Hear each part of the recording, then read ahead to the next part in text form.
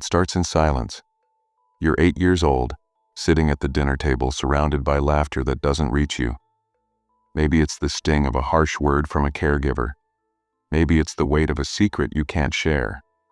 Maybe it's the loneliness of a home that feels more like a stage. And without anyone noticing, you learn to tuck your pain away. You smile through the tears.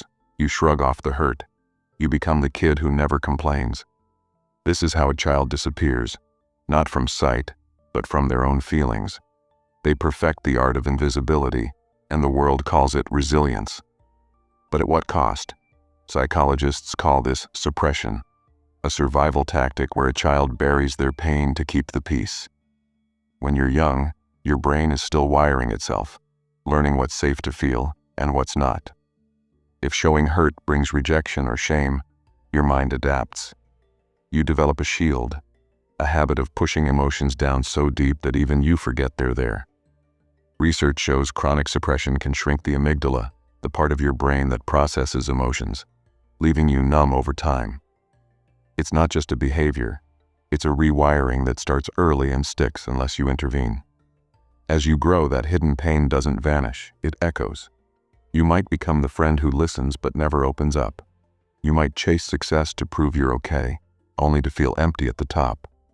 Relationships feel fragile because vulnerability feels like a risk you can't take.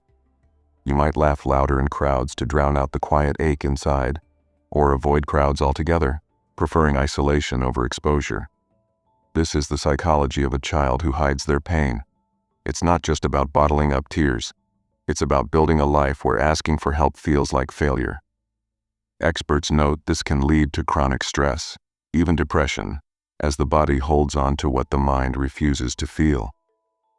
But why do they hide? Because children crave connection above all. If showing pain pushes people away, they'll choose silence over abandonment. It's not a choice, it's instinct. And the tragedy?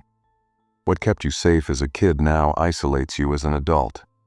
You might overwork to avoid stillness, where those buried feelings wait.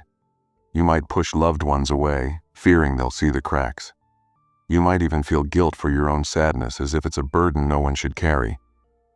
Some call this emotional exile, a self-imposed distance to protect a fragile sense of self.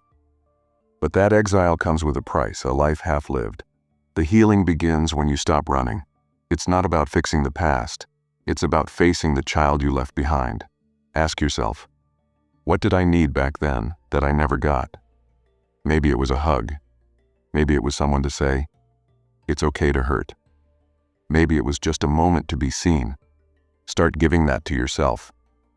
Sit with the pain, not to dwell, but to release it. Journal it. Cry it out. Share it with a therapist or a trusted friend. This is shadow work, turning toward the parts of you that you've ignored, saying, I see you now.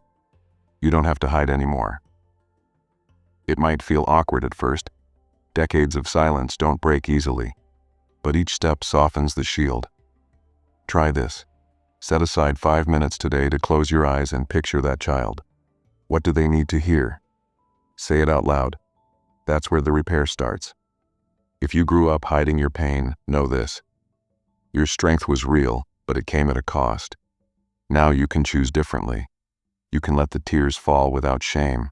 You can seek support without apology. You can rebuild a life where your feelings are safe to feel. It won't be easy. There'll be days you slip back into the mask. But each step forward is a rebellion against the child you had to be. You never had a voice back then, but you have one now. And with it, you can rewrite your story, not as someone who hides, but as someone who heals.